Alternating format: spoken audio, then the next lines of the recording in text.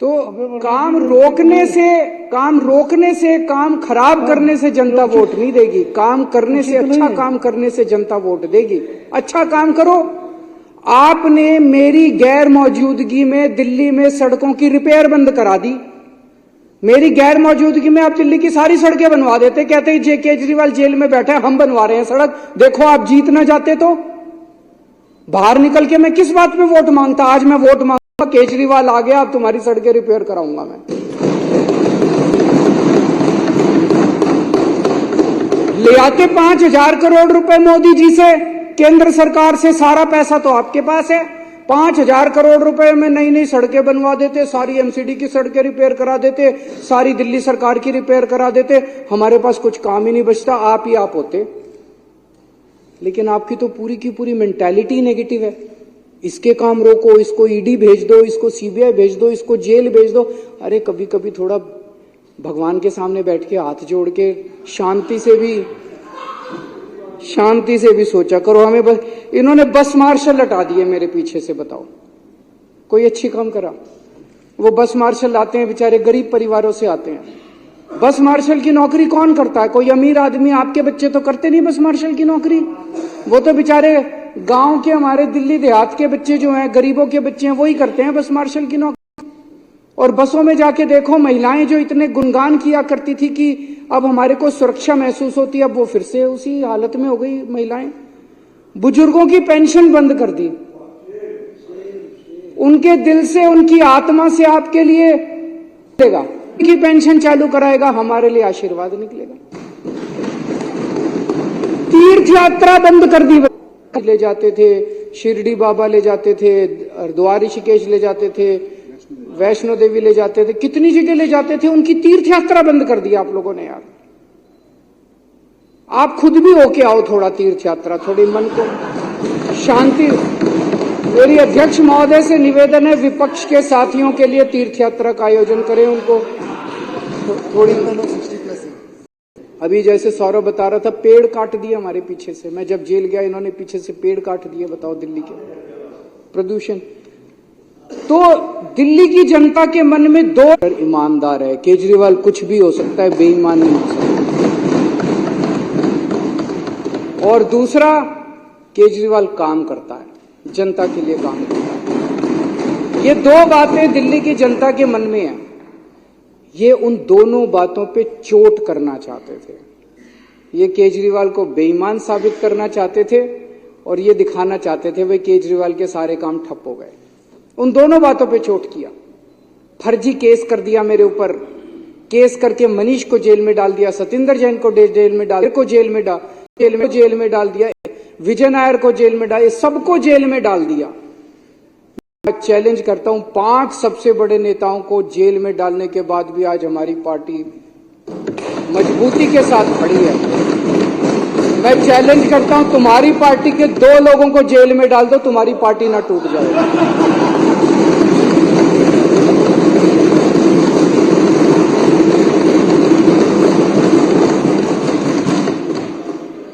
और इन्होंने ऐसा कानून लगाया मेरे ऊपर जिसमें बेल भी नहीं मिलती। ऐसा कानून, इतना सख्त कानून लगाया, बेल भी नहीं। उसके बावजूद माननीय सुप्रीम कोर्ट ने मुझे बेल दे दी, मनीष सिसोदिया जी को बेल दे दी और आज हम यहां बैठे हैं। जब मैं जेल से निकला, मैंने इस्तीफा दे दिया। किसी ने मांगा नहीं था, मैंने खुद ब खुद इस्तीफा दे दिया। और मैंने दिल्ली की जनता को बोला है, अगर आपको लगता है केजरीवाल ईमानदार है तो मेरे को वोट देना, वरना वोट मत देना। मैं दिल्ली में घूम रहा हूं अध्यक्ष महोदय, एक बच्चा, एक आदमी, इनके कट्टर बीजेपी वाले, आरएसएस वाले भी ये नहीं कहते कि केजरीवाल बेईमान है। कोई नहीं कहता। तो इनके सारे हथकंडे फेल हो गए केजरीवाल को बेईमान साबित करने के लिए। दूसरा, ये साबित करना चाहते थे केजरीवाल के काम ठप हो गए। मैं दिल्ली की जनता को कहना चाहता हूं, आपका बेटा आ गया, आपका भाई आ गया। इन्होंने जितने काम ठप करे हैं, सारे काम दोबारा शुरू कराऊंगा। एक एक काम शुरू कराऊंगा। जो करना पड़ेगा वो करूंगा, जैसे करना पड़ेगा करूंगा। दिल्ली की जनता को परेशान नहीं होने दूंगा, मैं काम ठप नहीं होने दूंगा। लोग कहते हैं जेल जाने से नुकसान हुआ। जरूर हुआ, मैं मानता हूं जेल जाने से बहुत नुकसान हुआ। पर केजरीवाल का नुकसान नहीं हुआ, मनीष सिसोदिया का नुकसान नहीं हुआ, दिल्ली के 2 करोड़ लोगों का नुकसान हुआ। आज जब घर से निकलते हैं अपनी गाड़ी लेके या कैसे भी, वो टूटी हुई सड़कों के ऊपर उनकी गाड़ी ऊपर नीचे होती है, प्रदूषण होता है उसकी वजह से।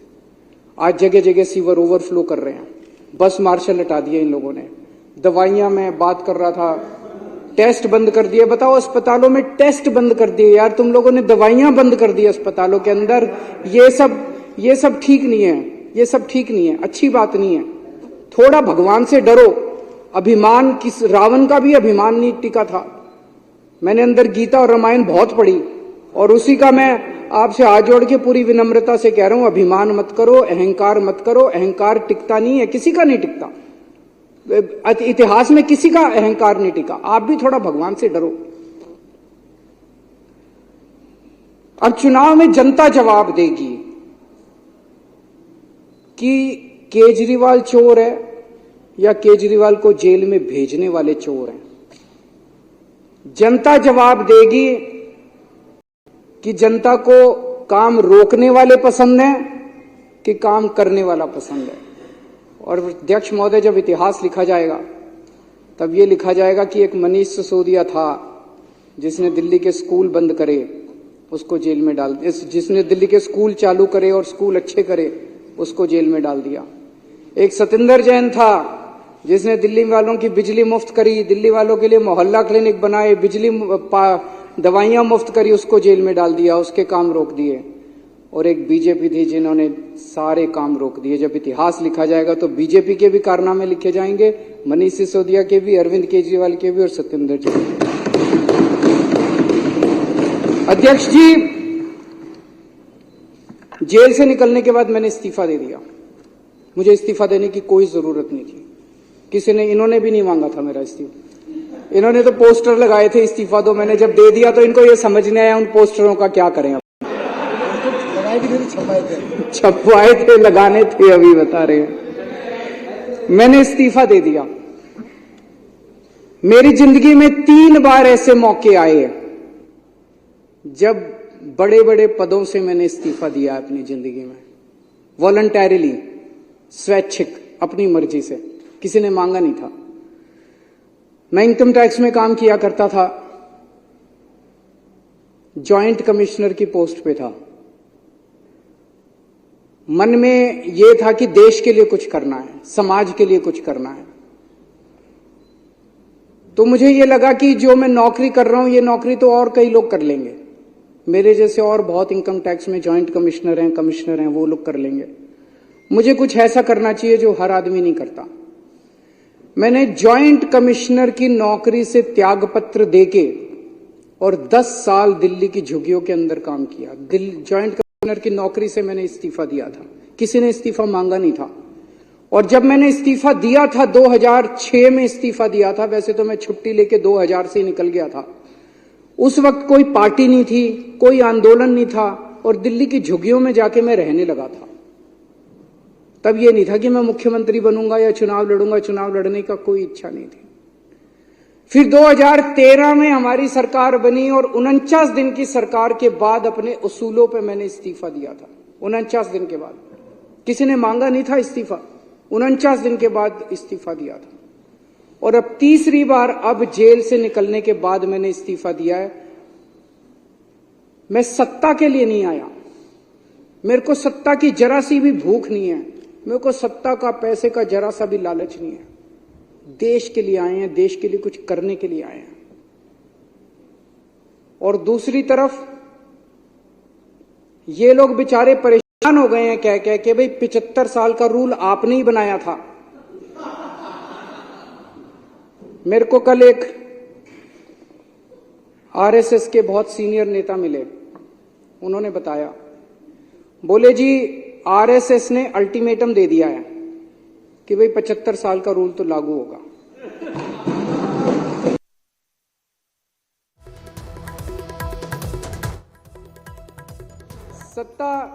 सत्ता का लालच छोड़ना बहुत मुश्किल है। खुद ही रूल बनाया, उस रूल के तहत सबसे पहले आडवाणी जी का इस्तीफा लिया, मुरली मनोहर जोशी जी का इस्तीफा लिया, सुमित्रा महाजन जी का इस्तीफा लिया, बीसी खंडूरी जी का इस्तीफा लिया, कलराज मिश्र का इस्तीफा लिया, आनंदीबेन पटेल का इस्तीफा लिया, शांता कुमार जी का इस्तीफा लिया, करिया मुंडा जी का इस्तीफा लिया, हुकुमदेव नारायण जी का इस्तीफा लिया, नजमा हेतुल्ला जी का इस्तीफा, भगत सिंह कोश्यारी जी का इस्तीफा, और भी बहुत है, मेरे पास तो थोड़े ही नाम है। उन सब का इस्तीफा लेने के बाद जब अपना नंबर आया तो कहते हैं ये कानून मेरे पे लागू नहीं होगा। ये तो ठीक नहीं है। सबके लिए बराबर कानून होना चाहिए, नहीं होना चाहिए?